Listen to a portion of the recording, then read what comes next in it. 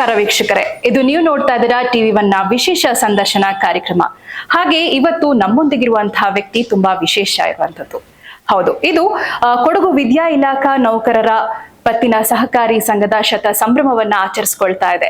ಇನ್ನೇನು ಕೆಲವೇ ದಿನಗಳಲ್ಲಿ ಶುರುವಾಗುವಂತಹ ಈ ಒಂದು ಶತ ಸಂಭ್ರಮದ ಕುರಿತಾಗಿ ಹೆಚ್ಚಿನ ಮಾಹಿತಿಯನ್ನ ಕೊಡೋದಕ್ಕೆ ಈ ಒಂದು ಸಂಘದ ಅಧ್ಯಕ್ಷರಾದಂತಹ HS ಚೇತನ್ ಅವರು ನಮ್ಮೊಂದಿಗಿದ್ದಾರೆ. ಅವರೊಂದಿಗೆ ನಾವು ಮಾತಾಡ್ತಾ ಈ ಒಂದು ಬ್ಯಾಂಕಿನ ಬಗ್ಗೆ, ಈ ಒಂದು ಸಂಘದ ಬಗ್ಗೆ ಹೆಚ್ಚೆಚ್ಚು ಮಾಹಿತಿಗಳನ್ನ ಪಡ್ಕೊಳ್ಳೋಣ. ಸೊ ಮೊದಲನೇದಾಗಿ ಅವರಿಗೆ ಕಾರ್ಯಕ್ರಮಕ್ಕೆ ಸ್ವಾಗತ ಮಾಡೋಣ. ಸರ್, ಕಾರ್ಯಕ್ರಮಕ್ಕೆ ನಿಮಗೆ ಸ್ವಾಗತ.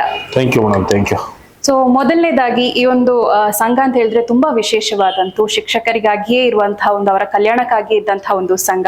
ಸೊ ಹೇಗೆ ಶುರುವಾಯಿತು, ಈ ಒಂದು ಥೀಮ್ ಬಂದಿದ್ದು ಹೇಗೆ ಸರ್? ಮೇಡಮ್, ಇದು 1925ನೇ ಇಸ್ವಿಯಲ್ಲಿ ತೇಲಪಂಡ ಕಾರ್ಯಪ್ಪನವರು ಸ್ಥಾಪಕ ಕಾರ್ಯದರ್ಶಿಗಳಾಗಿ ಬಿಫೋರ್ ದಿ ಇಂಡಿಪೆಂಡೆನ್ಸ್, ಮತ್ತೆ ಆಗ್ಲೇ ನಮ್ಗೆ ಹೇಳ್ದಂಗೆ ಈ ದೇಶದ ಸರ್ವೋಚ್ಚ ಬ್ಯಾಂಕ್ ಆದ ರಿಸರ್ವ್ ಬ್ಯಾಂಕ್ ಆಫ್ ಇಂಡಿಯಾ ಪ್ರಾರಂಭ ಆಗೋದಕ್ಕಿಂತ ಮುಂಚೆ ಒಂದು ಅಧ್ಯಾಪಕರ ಲೇವಾದೇವಿ ಸಂಘ, ಒಂದು ಶಿಕ್ಷಕರುಗಳಿಗೆ ಆರ್ಥಿಕ ಅನುಕೂಲಕ್ಕೋಸ್ಕರ ಆಗಿನ ಕಾಲಘಟ್ಟದಲ್ಲಿ ತೇಲಪಂಡ ಕಾರ್ಯಪ್ಪನವರು ಮತ್ತು ಸ್ಥಾಪಕ ಅಧ್ಯಕ್ಷರಾಗಿ ಪಟ್ಟಂಡ ಉತ್ತಪ್ಪನವರು ಸುಮಾರು 162 ಜನರನ್ನ ಸೇರಿಸಿ ಈ ಒಂದು ಸಂಸ್ಥೆಯನ್ನ ಹುಟ್ಟಾಕ್ತಾರೆ ಮೇಡಮ್.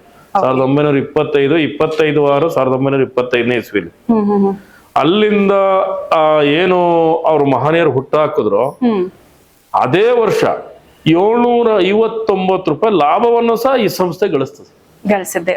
ಅಂದ್ರೆ ಇದ್ರಲ್ಲಿ ಏನ್ ತಿಳಿದು ಬರ್ತದೆ ಅಂದ್ರೆ, ಶಿಕ್ಷಕರು ಬರೀ ಪಾಠ ಮಾಡೋದಕ್ಕಷ್ಟೇ ಅಲ್ಲ, ಸ್ವತಂತ್ರ ಪೂರ್ವದಲ್ಲಿ ತನ್ನ ಆರ್ಥಿಕ ಸುಭದ್ರತೆಯನ್ನ, ಈ ಸಮಾಜದ ಆರ್ಥಿಕ ಸುಭದ್ರತೆಯನ್ನ ಯಾವ ರೀತಿ ಮಾಡ್ಕೋಬಹುದು, ಪರಕೀಯರ ನಡುವೆ, ಪರಕೀಯರ ಆಳ್ವಿಕೆ ನಡುವೆ ಶಿಕ್ಷಕರ ಆರ್ಥಿಕ ಭದ್ರತೆಯನ್ನ ಕಲ್ಪಿಸಿಕೊಟ್ಟ ಕೀರ್ತಿ ಮೋಸ್ಟ್ಲಿ ಆ ತೇಲಪಂಡ ಕಾರ್ಯಪ್ಪನವರು ಮತ್ತು ಪಟ್ಟಣ ಉತ್ತಪ್ಪನವರಿಗೆ ಸಲ್ತದೆ ಮೇಡಮ್. ಆ ರೀತಿಯಾಗಿ ಅವರು ಹಾಕಿಕೊಟ್ಟ ಹೆಜ್ಜೆ ಗುರುತಿನ ಮೇಲೆ ಈ ಸಂಸ್ಥೆ ನಡ್ಕೊಂಡು ಬರ್ತಾ ಇದೆ, ಬಂದಿದೆ. ಇವತ್ತೇನು ಶತ ಸಂಭ್ರಮದಲ್ಲಿ ಇದೆ, ಸೊ ನಿಮ್ಮ ಅವಧಿಯಲ್ಲೇ ಆಗ್ತಾ ಇರುವಂತದ್ದು, ಇದ್ರ ಬಗ್ಗೆ ಏನ್ ಹೇಳ್ತೀರಿ ಸರ್? ಮೇಡಮ್, ಅದು ಮೋಸ್ಟ್ಲಿ ನಮ್ದು ಯಾವ ಜನ್ಮದ ಪುಣ್ಯನೋ, ಅದೇನು ಹೇಳ್ತಾರಲ್ಲ ದೊಡ್ಡವರು, ಇದು ನನ್ನ ಭಾಗ್ಯ ಭಾಗ್ಯ ಭಾಗ್ಯ ಅನ್ನಂಗೆ ಇದು ನಮ್ಮ ಸೌಭಾಗ್ಯ. ಏಕೆಂತ ಹೇಳಿದ್ರೆ ಈ ಒಂದು 16 ಜನ ಏನ್ ತಂಡ ಇದ್ದೀವಿ ಮತ್ತು ನನ್ನ ಸಿಬ್ಬಂದಿ ವರ್ಗದವ್ರು ಏನಿದ್ದಾರೆ, ಈಗ ಮೊನ್ನೆ ನಿವೃತ್ತರಾದಂತ ಮುತ್ತಮ್ಮ ಮೇಡಮ್ ಆದಿಯಾಗಿ ಇವರೆಲ್ಲರ ಸೌಭಾಗ್ಯ ಅಂತ ಭಾವಿಸ್ತಾ ಇದೀವಿ ಮೇಡಮ್. ನಮ್ಮ 100 ವರ್ಷಗಳ ಏನ್ ಲೆಜೆಂಡರಿಗಳು ಬಂದಿದಾರಲ್ಲ, ಈ ಮೋಸ್ಟ್ಲಿ ಈ ಸಂಸ್ಥೆಯನ್ನ ಕಟ್ಟೋದಕ್ಕೆ ಹಾರ್ಟ್ ಆಫ್ ದ ಸಿಟಿಲಿ ನಾವು ಈ ಏನ್ ಬಿಲ್ಡಿಂಗ್ ಅಲ್ಲಿ ಕೂತಿದೀವಲ್ಲ, ನಿಮ್ಗೆ ಏನ್ ಅನಿಸ್ತಾ ಇದೆ? ಮೋಸ್ಟ್ಲಿ ಈಗಿನ ಕಾಲಘಟ್ಟದಲ್ಲಾದ್ರೆ ಮಾಸ್ಟರ್ಗಳು ಇಲ್ಲಿ ತಿರ್ಗಾಡೋದು ಕಷ್ಟ ಇದೆ. ಅಂತ ಜಾಗದಲ್ಲಿ ಬಿಲ್ಡಿಂಗ್ ಅನ್ನ 42 ಸೆಂಟಿನಲ್ಲಿ ಗುರುಸದನ ನನ್ನ ಪೂರ್ವಜರು ಕಟ್ಟಿದಂತ ಜಾಗ ಇವತ್ತು ಮಡಿಕೇರಿಯಲ್ಲಿ ಸುಮಾರು ಅರ್ಧ ಎಕರೆಕ್ಕಿಂತ ಹೆಚ್ಚಿನ ಜಾಗವನ್ನ ಮಾಡಿ ಅಲ್ಲಿ ಬಿಲ್ಡಿಂಗ್ ಅನ್ನ ಮಾಡಿ ಸುಮಾರು ಇವತ್ತು 100 ಕೋಟಿ ವ್ಯವಹಾರ ನಡೆಸುವಂತ ಒಂದು ದೊಡ್ಡ ಸಂಸ್ಥೆ. ಇವತ್ತು ನಿಮಗೆ ಗೊತ್ತಿದೆಯೋ ಇಲ್ವೋ, DCC ಬ್ಯಾಂಕ್ ಅಲ್ಲೇ 1 ಕೋಟಿ ನಮ್ದು ಕ್ಷೇಮ ನಿಧಿ ಇದೆ, 90 ಲಕ್ಷ ಚಿಲ್ಲರೆ. ಈ ಕೊಡಗಿನ ರೈತರಿಗೆ ಏನ್ ಸಹಕಾರವನ್ನ ಮಾಡೋದಕ್ಕೆ ನಾವು ಬೇರೆ ಬ್ಯಾಂಕ್ ಅಲ್ಲಿ ಇಡ್ಬೋದಾಗಿತ್ತು. ನಾವು ಈಗ ನ್ಯಾಷನಲೈಸ್ಡ್ ಬ್ಯಾಂಕ್ ಅಲ್ಲಿ ಇಟ್ಟು ಬೇರೆಯವ್ರಿಗೆ ನೆರವಾಗೋದಕ್ಕಿಂತ ಈ ಜಿಲ್ಲೆಯ ರೈತಾಪಿ ವರ್ಗಕ್ಕೂ ನೆರವಾಗಬೇಕು ಅಂತ ನಮ್ಮ 94 ಲಕ್ಷ ಚಿಲ್ಲರೆಯ ಕ್ಷೇಮ ನಿಧಿಯನ್ನ ನಾವು DCC ಬ್ಯಾಂಕ್ ಅಲ್ಲಿ ಇಟ್ಟಿದೀವಿ, ರೈತರಿಗೂ ಅನುಕೂಲ ಆಗ್ಬೇಕು ಅನ್ನೋ ಆ ಒಂದು ಕಮಿಟ್ಮೆಂಟ್ ಇಟ್ಕೊಂಡು ನಮ್ ಸಂಸ್ಥೆ ಬೆಳ್ಕೊಂಡ್ ಬರ್ತಾ ಇದೆ. ನನ್ನ ಪುಣ್ಯ, ನನ್ನ ಡೈರೆಕ್ಟರ್ಗಳು ಉಪಾಧ್ಯಕ್ಷರ ಪುಣ್ಯ, ನನ್ನ ಸಿಬ್ಬಂದಿ ವರ್ಗದವರ ಪುಣ್ಯ. ಮೋಸ್ಟ್ಲಿ ಈ ಒಂದು ಹಬ್ಬವನ್ನ ಆಚರಿಸುವಂತ ಅವಕಾಶ ನಮಗ್ ಸಿಕ್ಕಿದ್ದಕ್ಕೆ ಕಾವೇರಿ ತಾಯಿಗೆ, ಇಗ್ಗುತಪ್ಪ, ಇಡೀ ನಮ್ಮ ಮನೆಯ ಕುಲದೇವರುಗಳಿಗೆ ನಾವು ಚಿರಋಣಿಯಾಗಿದ್ದೇವೆ. ಖಂಡಿತವಾಗ್ಲು. ಯಾಕಂದ್ರೆ ಒಂದು ಶಿಕ್ಷಕರು ತನ್ನ ಕುಟುಂಬದವ್ರನ್ನು ಕೂಡ ಆರ್ಥಿಕ ಪರಿಸ್ಥಿತಿಯಲ್ಲಿ ಉತ್ತಮ ಘಟ್ಟಕ್ಕೆ ತಗೊಂಡು ಹೋಗ್ಬೇಕು ಅನ್ನೋದು ಕೂಡ ಎಲ್ಲರ ಕನಸಿರುತ್ತೆ. ಯಾಕಂದ್ರೆ ಸಾಕಷ್ಟು ಮಕ್ಕಳಿಗೆ ಶಿಕ್ಷಣಗಳನ್ನ ಕೊಟ್ಟು ಅವರ ಜೀವಿತ ಎಲ್ಲೋ ಒಂದು ಕಡೆ ಕಡಿಮೆ ಹಂತದಲ್ಲಿ ತಲುಪೋದು ಚೆನ್ನಾಗಿರೋದಿಲ್ಲ. ಅವರು ಕೂಡ ಚೆನ್ನಾಗಿರ್ಬೇಕು, ಮುಂದಿನ ಮಕ್ಕಳನ್ನ ಕೂಡ ಚೆನ್ನಾಗಿರ್ಬೇಕು ಅಂದ್ರೆ ಆರ್ಥಿಕ ಪರಿಸ್ಥಿತಿ ಕೂಡ ಅಷ್ಟೇ ಮುಖ್ಯ ಆಗತ್ತೆ. ಸೊ ಅದಕ್ಕೆ ನಿಮ್ಮ ಒಂದು ಸಂಸ್ಥೆ ತುಂಬಾನೇ ಸಹಾಯ ಮಾಡ್ತಾ ಇದೆ, ತುಂಬಾ ಖುಷಿ ಆಗ್ತಾ ಇದೆ ಸರ್. ನೀವು ಈ ಹಿಂದೆ ನಿರ್ದೇಶಕರಾಗಿ ಕೂಡ ಕಾರ್ಯನಿರ್ವಹಿಸಿದ್ದೀರಾ. ಸೊ ಅಲ್ಲಿದ್ದಂತಹ ಒಂದು ಚೇಂಜಸ್ ಏನಿದೆ ಸರ್, ಅಲ್ಲಿಗೂ ಇವತ್ತಿರುವಂತಹ ಈ ಒಂದು ಅಧ್ಯಕ್ಷರ ಸ್ಥಾನಕ್ಕೂ? ಮೇಡಮ್, ನಾನು ಈ ಸಹಕಾರಿ ರಂಗಕ್ಕೇನೆ ಇವತ್ತು ಸೌಹಾರ್ದ ಇರ್ಬೋದು, ಸಹಕಾರಿ ಇರ್ಬೋದು, ಈ ಸಹಕಾರಿ ರಂಗಕ್ಕೆ ಅನ್ಎಕ್ಸ್ಪೆಕ್ಟೆಡ್ ಆಗಿ ಬರ್ತೀವಿ. ಸುಮಾರು 10 ವರ್ಷದ ಹಿಂದೆ ನಾನು 2014ರಲ್ಲಿ ಕೊಡಗು ಜಿಲ್ಲಾ ಶಿಕ್ಷಕರ ಶೈಕ್ಷಣಿಕ ಸಂಘಟನೆಯ ಅಧ್ಯಕ್ಷ ಆಗಿರ್ತೀನಿ. ಆ ಸಂದರ್ಭದಲ್ಲಿ ನಮ್ಮ ಹಿರಿಯರೆಲ್ಲ ಹೇಳಿ, ಯಾರ್ದೋ ಒಬ್ಬರಿಗೆ ಅನುಕೂಲ ಆಗಬೇಕು ಅನ್ನೋ ಕಾರಣಕ್ಕೆ ಈ ಸಂಸ್ಥೆಯನ್ನ ಪುನಃ ಬೆಳೆಸ್ಬೇಕು, ಹಿರಿಯರೆಲ್ಲ ಬನ್ನಿ ಅಂತ ಕರೆದಾಗ ಅನಿವಾರ್ಯವಾಗಿ ಇಷ್ಟ ಇಲ್ಲದೆ ಇದ್ರು ಈ ಸಂಸ್ಥೆಗೆ ನಾವು ಸಹಕಾರಿ ರಂಗಕ್ಕೆ ಬರ್ತೀವಿ. ಯಾಕೆಂದ್ರೆ ನಾವು ದೊಡ್ಡ ಆರ್ಥಿಕವಾಗಿ ನಾವು ಸ್ಥಿತಿವಂತರು ಅಲ್ಲ. ಆಮೇಲೆ ನಮ್ಗೆ ಅದೇನೋ ಹೇಳ್ತಾರಲ್ಲ, ಕೂಡಿಡುವಂಥದ್ದು, ಉಳಿಸುವಂತ ಮನಸ್ಥಿತಿಯವರು ಅಲ್ಲ. ಆದ್ರೆ ಇಂಥ ದೊಡ್ಡ ಸಂಸ್ಥೆಗೆ ನಾವು ಎಲ್ಲ ಕರೆದ್ರು ಏನಾದ್ರೂ ಒಂದು ಮಾಡ್ಬೇಕು ಅಂತ ಡೈರೆಕ್ಟರ್ ಆಗಿ ಬರ್ತೀವಿ. ಡೈರೆಕ್ಟರ್ ಆಗಿ ಬಂದಾಗ ನನ್ನ ಅವಧಿಯಲ್ಲಿ ಸೋಮಪ್ಪ ಮಾಸ್ಟರ್ ಅಧ್ಯಕ್ಷರಾಗಿರ್ತಾರೆ. ಅವರೇ ಮದಂಡ ಸೋಮಯ್ಯನವರು ಪಾಪ ತೀರೋಗ್ಬಿಟ್ಟಿದ್ದಾರೆ. ಅವ್ರನ್ನೆಲ್ಲ ಕಬ್ಬಿರಣ್ಣ ಕಾಳಪ್ಪಣ್ಣ ಅವರು, ಸೋಮಯ್ಯ ಸರ್, ಮತ್ತೆ ನಮ್ಮ ಸೋಮಪ್ಪ ಮಾಸ್ಟ್ರು, ಇವರೆಲ್ಲ ಕರ್ಕೊಂಡ್ ಬರ್ತಾರೆ ಹಿರಿಯ ಸಹಕಾರಿಗಳು. ಇಲ್ಲ ನಿಮ್ಮ ಮುಂದಿನ ಪೀಳಿಗೆ ಬೆಳೆಸ್ಕೊಂಡು ಹೋಗ್ಬೇಕು ಅಂತ. ಸುದೈವ ಇಡೀ ನಮ್ ತಂಡನೇ ಗೆಲ್ತದೆ 2020ನೇ ಇಸ್ವಿಯಲ್ಲಿ. ಅವಾಗ ಇಡೀ ಟೋಟಲ್ 16 ನಾವೇ ಗೆಲ್ತೀವಿ. ಆ ಗೆದ್ದಂತ ಸಂದರ್ಭದಲ್ಲಿ ನೀನೇ ಅಧ್ಯಕ್ಷ ಆಗು, ಯಾಕೆಂದ್ರೆ ಈ ಶತಮಾನೋತ್ಸವ ಇದೆ, ನೀವಾದ್ರೆ ಓಡಾಡ್ತೀರಿ ದಿವಸ. ಒಂದು ಇಡೀ ರಾಜ್ಯವನ್ನ ನಾನು ಶೈಕ್ಷಣಿಕ ಸಂಘಟನೆಯಲ್ಲೂ ಸುತ್ತಾ ಇದ್ದೀನಿ ಇವತ್ತು ರಾಜ್ಯ ಪ್ರಧಾನ ಕಾರ್ಯದರ್ಶಿಯಾಗಿ.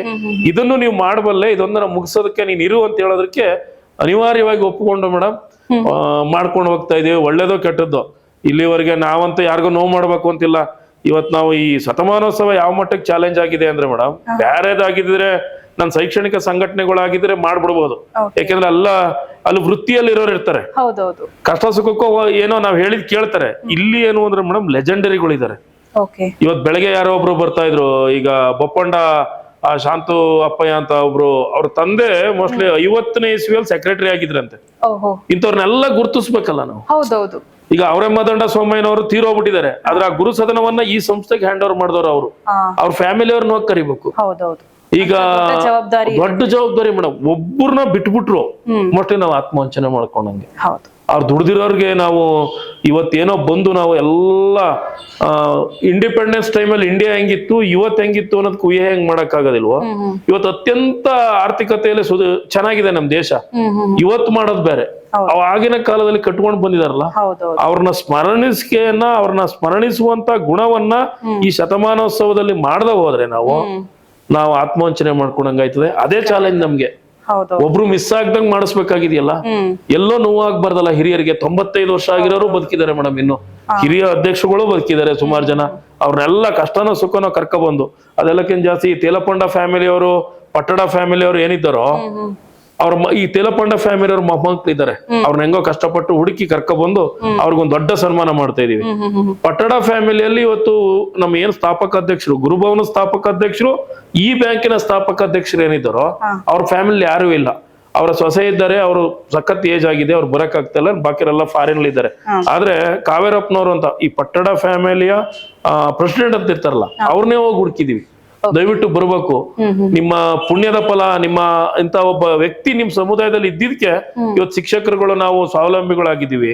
ಬೇರೆ ಬ್ಯಾಂಕಲ್ಲಿ ಹೋಗಿ ಜಾಸ್ತಿ ಬಡ್ಡಿಲಿ ಸಾಲ ತಗೊಂಡು ಯಾರನ್ನೋ ಉದ್ಧಾರ ಮಾಡೋದು ಬದಲು ಅತ್ಯಂತ ಕಡಿಮೆ ಬಡ್ಡಿ ದರದಲ್ಲಿ 11% ಬಡ್ಡಿಯಲ್ಲಿ ಸಾಲವನ್ನ ಪಡೆದು ಎಷ್ಟೋ ಮಕ್ಕಳುಗಳ ಮದುವೆಗಳನ್ನ ಮಾಡಿದ್ದಾರೆ, ಎಷ್ಟೋ ಮಕ್ಕಳಿಗೆ ಓದಕ್ ಅನುಕೂಲ ಆಗಿದೆ, ಎಷ್ಟೋ ಮನೆಗಳನ್ನ ಕಟ್ಕೊಂಡಿದ್ದಾರೆ. ಇದಕ್ಕೆಲ್ಲ ನಾವು ಸ್ವಾವಲಂಬಿಗಳಾಗಿದ್ದೀವಿ ಅಂತ ಹೇಳಿದ್ರೆ ನಿಮ್ ಪೂರ್ವಜರ ಪುಣ್ಯ. ಅದಕ್ಕೋಸ್ಕರ ನಿಮ್ ಸ್ಮರಣೆ ಮಾಡ್ತಾ ಇದೀವಿ. ದಯವಿಟ್ಟು ಬನ್ನಿ, ಇದು ಹಬ್ಬವಾಗಿ ಮಾಡೋಣ, ಆ ಪೂರ್ವಜರ ಆತ್ಮಕ್ಕೆ ಶಾಂತಿ ಕೋರೋಣ. ಇದ್ರ ಮೂಲಕ ನಾವೊಂದು ಸೆಟ್ ಬ್ಯಾಕ್ ಮಾಡ್ಬೇಕಾಗಿದೆ ಮೇಡಮ್. ಇಡೀ ಎಲ್ಲರಿಗೂ ಒಂದು ಸೆಟ್ ಮಾಡ್ಬೇಕಾಗಿದೆ ಈ ಸಮಾಜಕ್ಕೆ. ಪೂರ್ವಜರನ್ನ ನಾವ್ ಯಾಕೆ ನೆನಿಬೇಕು, ಅವರ ಕೊಡುಗೆಗಳೇನು ಅನ್ನೋದನ್ನ ಈ ಸಮಾಜಕ್ಕೆ ತಿಳಿಸ್ಬೇಕಾಗಿದೆ. ಅದಕ್ಕೆ ಕಾರ್ಯ ಮಾಡ್ತಾ ಒಳ್ಳೆ ಕಾರ್ಯ ಮಾಡ್ತಾ ಇದ್ದೀರಾ. ಯಾಕಂದ್ರೆ ಒಂದು ಸಂಸ್ಥೆ ಬೆಳಿಬೇಕು ಅಂತ ಹೇಳಿದ್ರೆ ಅದರಲ್ಲಿ ಪ್ರತಿಯೊಬ್ಬರ ಪಾತ್ರ ಕೂಡ ತುಂಬಾ ಮುಖ್ಯ ಆಗಿರುತ್ತೆ. ಪ್ರತಿಯೊಂದು ಸಿಬ್ಬಂದಿಯಿಂದ ಹಿಡಿದು ಪ್ರತಿಯೊಬ್ಬರ ಕೆಲಸ. ಈ ಒಂದು ಬಿಲ್ಡಿಂಗ್ ಇಷ್ಟು ಎತ್ತರಕ್ಕೆ ನಿಂತಿದೆ ಅಂತ ಹೇಳಿದ್ರೆ ಅದರ ಹಿಂದೆ ಸಾಕಷ್ಟು ಕೈಗಳು ಕೆಲಸವನ್ನ ಮಾಡ್ತಾರೆ. ಸೊ ಅಂತವ್ರನ್ನೆಲ್ಲರನ್ನ ಕೂಡ ನೀವು ಈ ಒಂದು ಸಮಯದಲ್ಲಿ ಸ್ಮರಿಸ್ಕೊಳ್ತಾ ಇರೋದು ತುಂಬಾ ಉತ್ತಮವಾದಂತಹ ಕಾರ್ಯನೇ ಹೌದು. ಯಾಕಂದ್ರೆ ಅವರ ಕುಟುಂಬದವರು ಕೂಡ ನಮ್ಮನ್ನ ನೆನೆಸ್ಕೊಳ್ತಾ ಇದ್ದಾರೆ ಇವತ್ತಿಗೂ ಅನ್ನೋದು ಖುಷಿನೂ ಇರುತ್ತೆ. ಜೊತೆಗೆ ಅವರ ಆಶೀರ್ವಾದ, ಅನುಗ್ರಹ ಕೂಡ ಮುಂದಿನ ದಿನಗಳು ಇದಕ್ಕೆ ಸಿಗತ್ತೆ ಅಂತ ಹೇಳ್ಬೋದು. ಹಾಗೆ ಸರ್, ಈ ಒಂದು ಸಂಸ್ಥೆ ನಿಮಗೆ ಜನರ ಒಂದು ಅಭಿಪ್ರಾಯ ಹೇಗಿದೆ? ಅವರಿಂದ ಸಪೋರ್ಟ್ ಎಷ್ಟರ ಮಟ್ಟಿಗೆ ಸಿಕ್ಕಿದೆ ನಿಮಗೆ? ಮೇಡಮ್, ಇದು ಹೆಂಗಿದೆ ಅಂದ್ರೆ ಈ ಸಂಸ್ಥೆ ಪ್ಯೂರ್ಲಿ ಸರ್ಕಾರಿ ನೌಕರರು ಆಗಿರ್ಬೇಕು ಮತ್ತು ಶಿಕ್ಷಣ ಇಲಾಖೆಯಲ್ಲಿ ಕಾರ್ಯನಿರ್ವಹಿಸೋರೇ ಆಗಿರ್ಬೇಕು ಅನ್ನೋದು ನಮ್ಮ ಬೈಲದಲ್ಲಿದೆ. ಇದು ಅವ್ರಿಗೋಸ್ಕರ ಬೆಳೆಸ್ತಂತ ಸಂಸ್ಥೆ. ನಾವು ಈಗ ಪಬ್ಲಿಕ್ ಸೆಕ್ಟರ್ನ, ಸಾರ್ವಜನಿಕರನ್ನ ನಾವು ಏನಾದ್ರು ತಗೋಬಹುದು ಅಂತ ಹೇಳಿದ್ರೆ ಮೇಡಮ್, ನಮ್ಮಲ್ಲಿರುವಂತ ಬಂಡವಾಳಕ್ಕೆ ಮೋಸ್ಟ್ಲಿ ಇವತ್ತು ಈ ಬ್ಯಾಂಕ್ ಅದು ಇವತ್ತು ಒಂದು ಈ 3 ಕೋಟಿ 4 ಕೋಟಿ ಲಾಭ ಗಳಿಸಿ ಮುನ್ನಡೀತಿತ್ತು. ಯಾಕೆಂದ್ರೆ ನಾವು ದುಡಿಸ್ತಿದ್ದೋ. ಆದ್ರೆ ನಮ್ದು ಹೆಂಗಿದೆ ಅಂದ್ರೆ ಸ್ಥೀಮಿತವಾದಂತ ಮೆಂಬರ್ಶಿಪ್ ಅನ್ನ ಹೊಂದುವಂತ ಇದೆ. ಇವತ್ತು 2300 ಜನ ಇದ್ದಾರೆ ಅಂದ್ರೆ ಒಂದು ಅವರು ವೃತ್ತಿಯಲ್ಲಿರುವ ಶಿಕ್ಷಕರು, ಇಲ್ಲ ವೃತ್ತಿಯಲ್ಲಿರುವ ಲಿಪಿಕ ಸಿಬ್ಬಂದಿ ವರ್ಗದವರು, ಇಲ್ಲ ವೃತ್ತಿಯಲ್ಲಿರುವ ಶೈಕ್ಷಣಿಕ ಇಲಾಖೆ ಅಧಿಕಾರಿಗಳು, ಇಲ್ಲವೇ ನಿವೃತ್ತಿ ಆಗಿರುವಂತವ್ರು ಅಂತವ್ರು. ನಾವು ಈಗ ಪಬ್ಲಿಕ್ ಸೆಕ್ಟರ್ಗೆ ಏನ್ ಮಾಡಿದೀವಿ ಅಂದ್ರೆ ನಮ್ದು ಏನಾರ ಒಂದು ಕಮಿಟ್ಮೆಂಟ್ ಬೇಕಲ್ಲ ಅಂದ್ಬಿಟ್ಟು ಕ್ಷೇಮ ನಿಧಿಯನ್ನ ನಾವು DCC ಬ್ಯಾಂಕ್ ಅಲ್ಲಿ ಇಟ್ಟಿದೀವಿ. ಅದ್ರ ಮುಖಾಂತರ ರೈತರಿಗೆ ಅನುಕೂಲ ಆಗ್ಲಿ ಅಂತ. ಎರಡನೇದು ಏನ್ ಮಾಡ್ತಾ ಇದೀವಿ ಅಂದ್ರೆ ಸ್ಟಾಂಪ್ ಇ ಸ್ಟಾಂಪಿಂಗ್ ವ್ಯವಸ್ಥೆಯನ್ನ ಮಾಡ್ತಾ ಇದೀವಿ, ಮತ್ತು RTC ವ್ಯವಸ್ಥೆಯನ್ನ ಮಾಡಿದೀವಿ, ಮತ್ತು ಇನ್ನೂ ಒಂದ್ ಏನ್ ಮಾಡಿದೀವಿ ಅಂದ್ರೆ C ಕ್ಲಾಸ್ ಮೆಂಬರ್ಶಿಪ್. ಅದು ಆಕ್ಚುಲಿ ತಗೊಳಂಗಿಲ್ಲ ಅಂತ ಹೇಳಿದ್ರು. ಇಲ್ಲಿರುವಂತ ಸಣ್ಣ ಪುಟ್ಟ ಏನ್ ಅಂಗಡಿಯವರು ಇರ್ಬೋದು, ಇತರವ್ರು ಇರ್ಬೋದು, ಅವ್ರಿಗೆ ಅನುಕೂಲ ಆಗ್ಲಿ ಅಂತ 1 ಲಕ್ಷದವರೆಗೆ ಪಿಗ್ಮಿ ಲೋನ್ ಅನ್ನ ಕೊಡುವಂತದ್ದು, ಗೋಲ್ಡ್ ಲೋನ್ ಅನ್ನ 5 ನಿಮಿಷದಲ್ಲಿ ಕೊಡುವಂತ ವ್ಯವಸ್ಥೆಯನ್ನ ಪಬ್ಲಿಕ್ ಸೆಕ್ಟರ್ ಮಾಡಿದೀವಿ ಮೇಡಮ್. ಅದ್ರ ಜೊತೆಗೆ ಪ್ರತಿಭಾ ಪುರಸ್ಕಾರಗಳನ್ನ ಕೊಡ್ತೀವಿ. ಅವಾಗ ನಮ್ ಸದಸ್ಯರ ಮಕ್ಕಳು ಬೇಕು ಅಂತಿಲ್ಲ. ಈ ಜಿಲ್ಲೆಯ ಪ್ರತಿಭಾವಂತ ಮಕ್ಕಳು ಯಾರೇ ಫಸ್ಟ್ ಬರ್ಲಿ, ಸೆಕೆಂಡ್ ಬರ್ಲಿ, ಡಿಗ್ರಿ ಮಾಡ್ಲಿ, ಮೆಡಿಕಲ್ ಮಾಡ್ಲಿ, ಇಂಜಿನಿಯರಿಂಗ್ ಮಾಡಿರ್ಲಿ, ಪ್ರತಿಯೊಂದು. ಅದ್ರ ಜೊತೆಗೆ ಸ್ಪೋರ್ಟ್ಸ್. ಇವತ್ತು ನಮ್ ಕೊಡಗು ಅಂದ್ರೆ ಸ್ಪೋರ್ಟ್ಸ್, ಕಲ್ಚರ್, ಅದಕ್ಕೆ ಸಂಬಂಧಪಟ್ಟ ಸಾಧನೆಗಳನ್ನು ಮಾಡಿದವ್ರನ್ನ ಗುರುತಿಸಿ ಪ್ರೋತ್ಸಾಹಿಸುವಂತ ಕೆಲಸ ನಮ್ ಬ್ಯಾಂಕ್ ಮಾಡ್ಕೊಂಡ್ ಬರ್ತಾ ಇದೆ. ಇನ್ನು ಈ ಶತ ಸಂಭ್ರಮ ಕಳೆದ ನಂತರ ಮುಂದಿನ ದಿನಗಳಲ್ಲಿ ಹೊಸ ಹೊಸ ಯೋಜನೆಗಳನ್ನ ತರಬೇಕು ಅಂತ ಇದ್ರೆ ಯಾವ್ದ್ರ ಬಗ್ಗೆ ಪ್ಲಾನ್ ಮಾಡ್ಕೊಂಡಿದ್ದೀರಾ ಸರ್? ಮೇಡಮ್, ನಾವು ಈಗ ಟೋಟಲ್ ಆಗಿ ಮಹಾಸಭೆ ಅನುಮತಿ ಪಡ್ಕೊಂಡು ಕೇವಲ ಶಿಕ್ಷಕರಿಗೆ ಅಷ್ಟೇ ಅಲ್ಲದೆ ಸರ್ಕಾರಿ ನೌಕರರಿಗೆ, ಟೋಟಲ್ ಆಗಿ ಕೊಡಗು ಜಿಲ್ಲೆಯಲ್ಲಿರುವಂತ ಸರ್ಕಾರಿ ನೌಕರರಿಗೆ ಸಾಲದ ಸೌಲಭ್ಯವನ್ನ ವಿಸ್ತರಣೆ ಮಾಡೋದಕ್ಕೆ ಆಲ್ರೆಡಿ ಬೈಲಾ ತಿದ್ದುಪಡಿ ಮಾಡ್ಕೊಂಡ್ಬಿಟ್ಟಿದೀವಿ.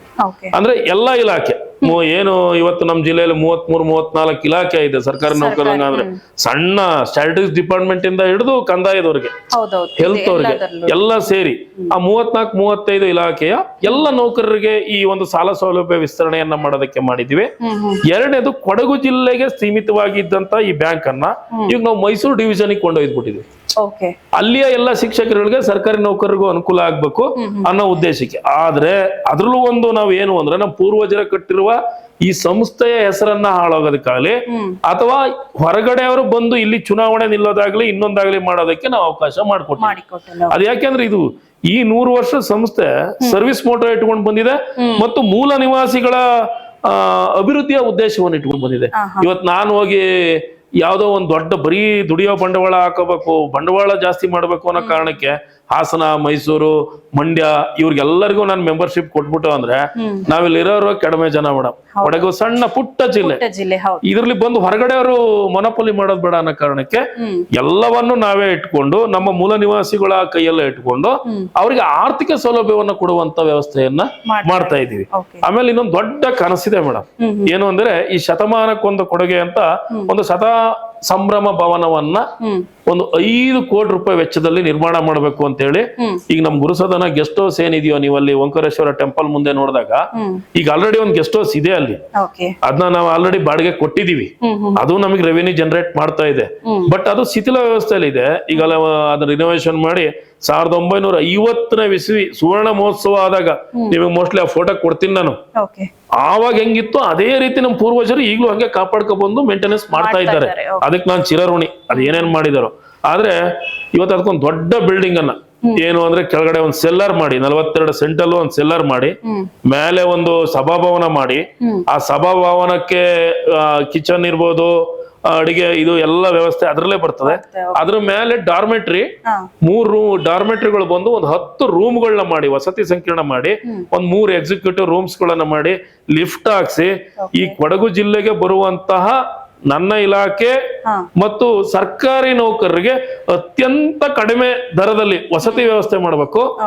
ಸರ್ಕಾರಿ ಶಾಲೆ ಮಕ್ಕಳು ಬಂದು ಎಲ್ಲೆಲ್ಲೆಲ್ಲೋ ಲಾಡ್ಜಿಗೆ ಪರದಾಡಿ, ಇನ್ನೊಂದಕ್ಕೆ ಪರದಾಡಿ ದೊಡ್ಡ ದುಡ್ಡು ಕೊಡಕ್ ಆಗದೆ ಇರೋದ್ರಿಂದ ಅದನ್ನ ನಮ್ಮ ಗುರುಸದನದಿಂದ ಪ್ರೊವೈಡ್ ಮಾಡಬೇಕು ಅನ್ನುವಂತ ಒಂದು ಕನಸನ್ನ ನಮ್ಮ ಜಿಲ್ಲೆ ಶಿಕ್ಷಕರು, ಯಾಕಂದ್ರೆ ನಮ್ಮ ಪೂರ್ವಜರು ಮಾಡಿರೋದು ಸೇವೆ ಉದ್ದೇಶ. ಆ ಸೇವೆಯನ್ನ ಇನ್ನು ಅತಿ ಹೆಚ್ಚು ಮಾಡಬೇಕು, ಕೊಡಗಲ್ಲಿ ಅತಿಥಿ ಸತ್ಕಾರ ತುಂಬಾ ಚೆನ್ನಾಗಿ ಆಗ್ಬೇಕು ಅನ್ನೋದನ್ನ ಉದ್ದೇಶವನ್ನು ಇಟ್ಕೊಂಡು ಮಾಡ್ತಾ ಇದ್ದೀವಿ. ಹಾಗೆ ಸರ್, ಈ ಒಂದು ಶಾಖೆ ಬೇರೆ ಯಾವ ಯಾವ ಜಾಗಗಳಲ್ಲಿ ನಮ್ಗೆ ಕಾಣಸಿಗಬಹುದು? ಮೇಡಮ್, ನಮ್ದು ಸೆಂಟ್ರಲೈಸ್ಡ್ ಇಲ್ಲೇ ಕೇಂದ್ರ ಕಚೇರಿ ಮಡಿಕೇರಿಲೇ ಇದೆ.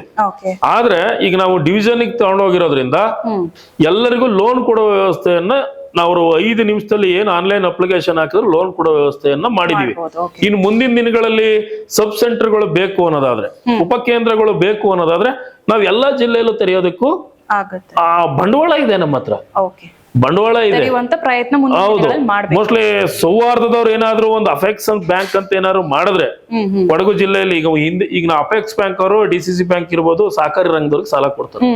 ಅದೇ ರೀತಿ ನಮ್ಮಲ್ಲೇ ಅಪೆಕ್ಸ್ ಏನಾದ್ರು ಮಾಡಿದ್ರೆ, ಸೌಹಾರ್ದ ಅಪೆಕ್ಸ್ ಅಂತ ಮಾಡಿದ್ರೆ ನಾವು ಇತರರಿಗೂ ಅನುಕೂಲ ಆಗುತ್ತೆ. ಇಡೀ ಸೌಹಾರ್ದ ಕೊಡಗು ಜಿಲ್ಲೆಯಲ್ಲಿ ಇವತ್ತು 17-18 ಸೌಹಾರ್ದ ಐತೆ.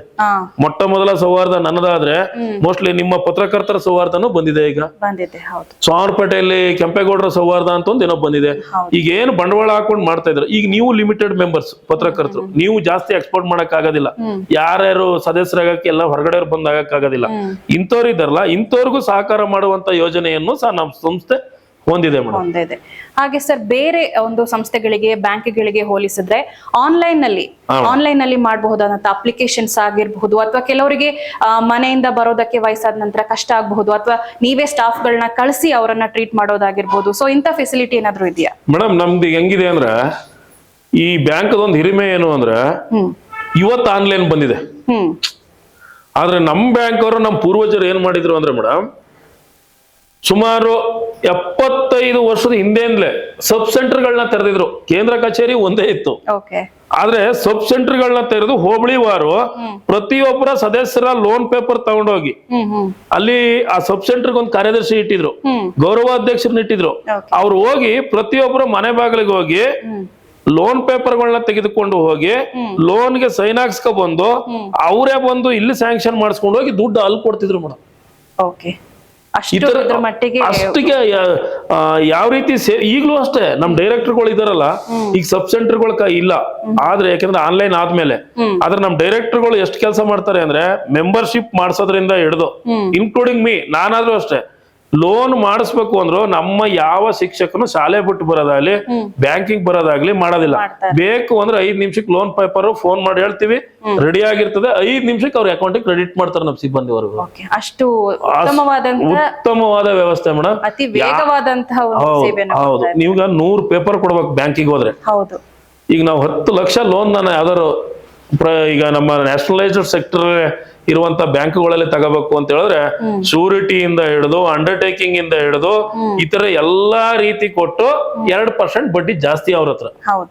13% ಓಡಾಡ್ಬೇಕು. ಅದು ಕರೆಕ್ಟ್ ಆಗಿ ಸಿಬಿಲ್ ಇದ್ರೆ, ಅದು ಕೂಡ ತುಂಬಾ ಇಂಪಾರ್ಟೆಂಟ್ ಆಗುತ್ತೆ. ಇಲ್ಲಿ ನಮ್ಮಲ್ಲಿ ಅದೆಲ್ಲ ಇಲ್ಲ. ಇದು ನಮ್ಮ ಬ್ಯಾಂಕು, ಇದಕ್ಕೆ COCS ಅಂತ ಕರಿತಿದ್ರು ಮೊದ್ಲು. ಅಷ್ಟು ಒಂದು ಹೆಮ್ಮೆ ಇವತ್ತೇನು ಅಂದ್ರೆ, ಈಗ ನಮ್ ಸಿಬ್ಬಂದಿ ವರ್ಗದವ್ರಿಗೂ ನಾವು ಶ್ಲಾಘನೆ ಮಾಡ್ಲೇಬೇಕು. ಪಾಪ ನಾನು ಅಧ್ಯಕ್ಷ ಬರ್ಬೋದು, ಈಗ ಅಲ್ಲಿಂದ ಪಟ್ಟಣ ಉತ್ತಪ್ಪನವರಿಂದ ಹಿಡಿದು ಚೇತನ್ ಅವ್ರಿಗೆ ಸುಮಾರು 30-40 ಜನ ಅಧ್ಯಕ್ಷರು ಬಂದವ್ರೆ, ಡೈರೆಕ್ಟರ್ಗಳು ಬರ್ತಾ ಇರ್ತಾರೆ. ಬಟ್ ಈ ಸಿಬ್ಬಂದಿ ವರ್ಗದವ್ರಲ್ಲ, ಅವರು ಮೋಸ್ಟ್ಲಿ ನಾನೆಷ್ಟು ನನ್ನ ವೃತ್ತಿಯಲ್ಲಿ ಕರೆಕ್ಟ್ ಇದ್ದೀನೋ ಗೊತ್ತಿಲ್ಲ, ಬಟ್ ನಾನು ಸಿಬ್ಬಂದಿ ವರ್ಗದವ್ರು ಇವತ್ತು ಬೆಳೆಸ್ಕೊಂಡ್ ಬಂದಿರೋ ರೀತಿ ಆಕ್ಚುಲಿ ಕ್ರೆಡಿಟ್ ಅವ್ರಿಗೂ ಸಲ್ತದೆ. 1 ರೂಪಾಯಿ ಮಿಸ್ಅಪ್ರೇಷನ್ ಇಲ್ದಂಗೆ.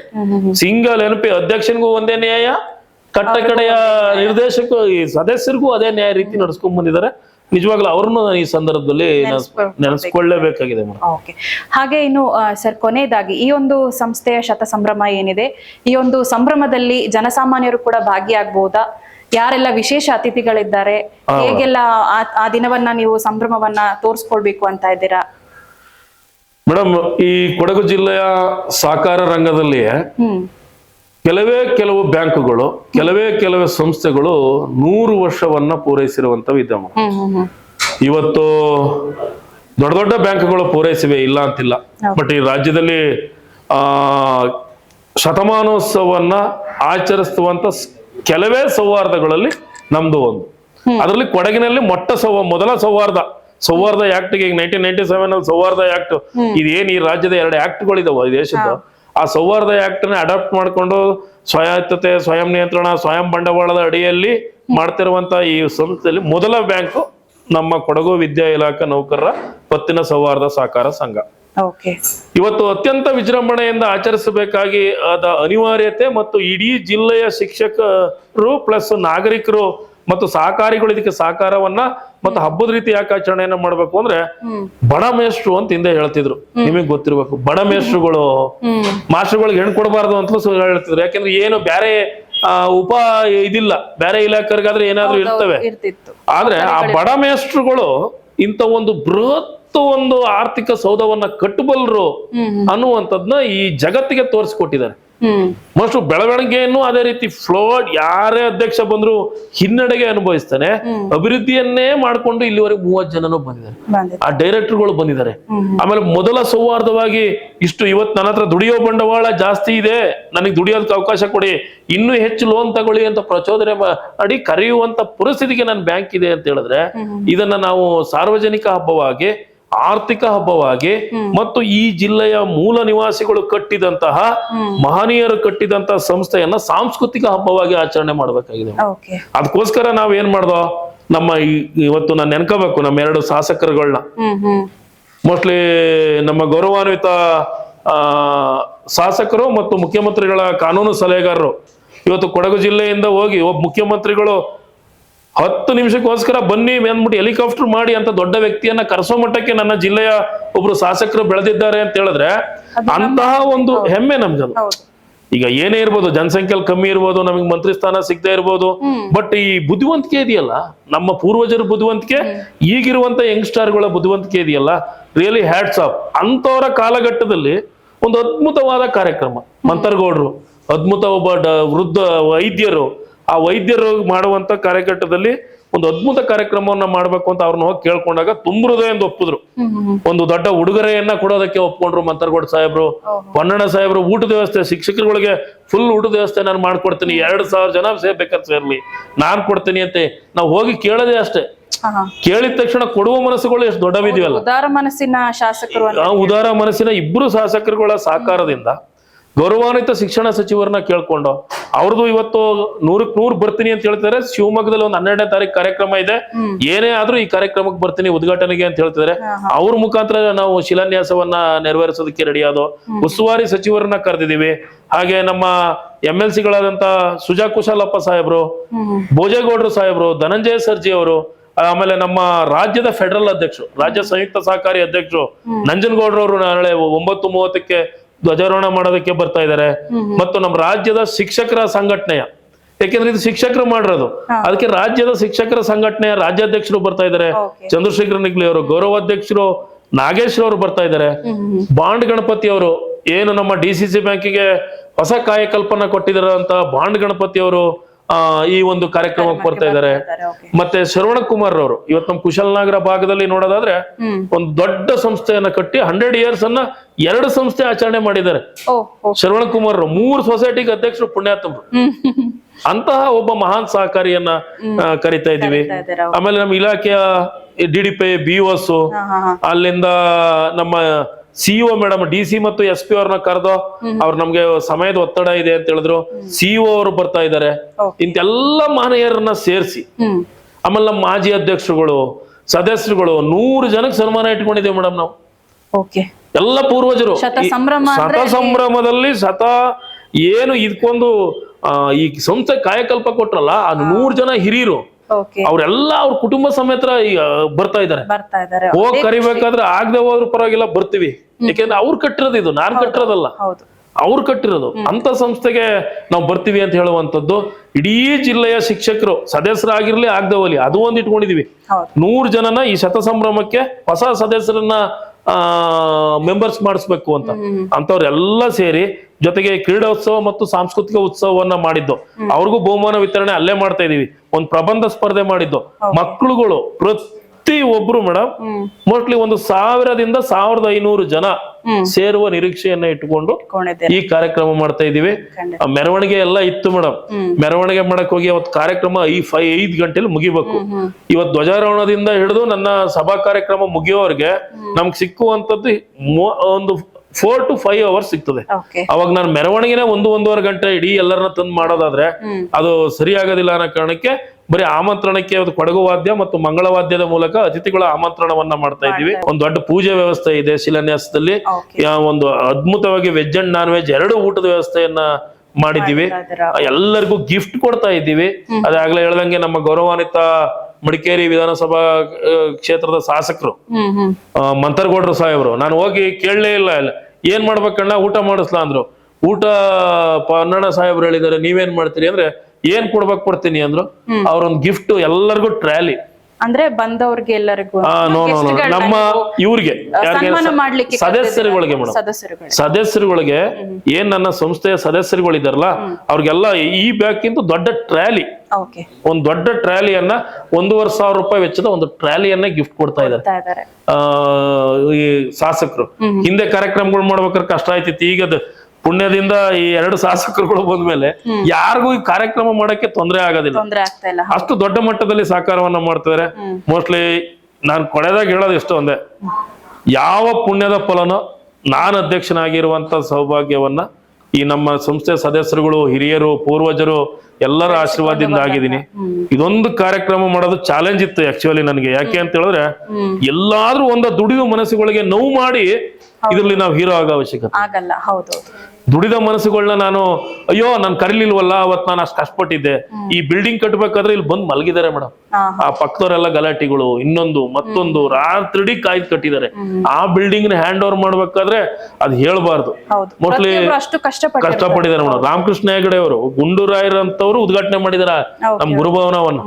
ಅಷ್ಟು ಇದ್ದಂತ ಮಹಾನ್ ಸಂಸ್ಥೆನ ಆ ಪೂರ್ವಜರನ್ನ ಕರೆದು ಅವ್ರನ್ನ ಖುಷಿಪಡಿಸಿ, ಹೌದಪ್ಪ ನನ್ನ ಮುಂದಿನ ಪೀಳಿಗೆ ಉಳಿಸ್ಕೊಂಡು ಹೋಗ್ತಾ ಇದೆ, ಯಾರೋ XYZ ಚೇತನ್ ನಥಿಂಗ್ ಅದೇನಿಲ್ಲ, ಹೌದಪ್ಪ ಉಳಿಸ್ಕೊಂಡು ಹೋಗ್ತಾ ಇದೆ ಅನ್ನೋವಂತ ಅವ್ರಿಗೆ ಧನ್ಯತಾ ಭಾವ ಬಂದ್ಬಿಟ್ರೆ ಸಾಕಲ್ಲ, ನಾವು ಮಾಡಿದ ಕಾರ್ಯಕ್ರಮ ಸಾರ್ಥಕ ಅನ್ನೋದು ನನ್ನ. ಸೊ ತುಂಬಾ ಉತ್ತಮ ಕಾರ್ಯಗಳನ್ನ ಮಾಡ್ತಾ ಇದ್ದೀರಾ. ಈ ಒಂದು ನಿಮ್ಮ ಕಾರ್ಯಕ್ರಮ ಏನಿದೆ ಶತ ಸಂಭ್ರಮ, ಹಾಗೆ ನಿಮ್ಮ ಈ ಒಂದು ಸಂಸ್ಥೆ ಕೂಡ ಪೂರ್ತಿಯಾಗಿ ಯಶಸ್ವಿಯಾಗ್ಲಿ, ಸಂಪೂರ್ಣವಾಗಿ ಶತ ಸಂಭ್ರಮ ಯಶಸ್ವಿ ಕಾಣ್ಲಿ, ಇನ್ನಷ್ಟು ಆಚರಣೆಗಳನ್ನ ನಾವು ನೋಡುವಂತಾಗ್ಲಿ, ಹಾಗೆ ನಿಮ್ಮ ಶಾಖೆ ಮತ್ತಷ್ಟು ಬೆಳೀಲಿ ಅಂತ ನಾನು ಕೇಳ್ಕೊಳ್ತಾ ಇದ್ದೀನಿ.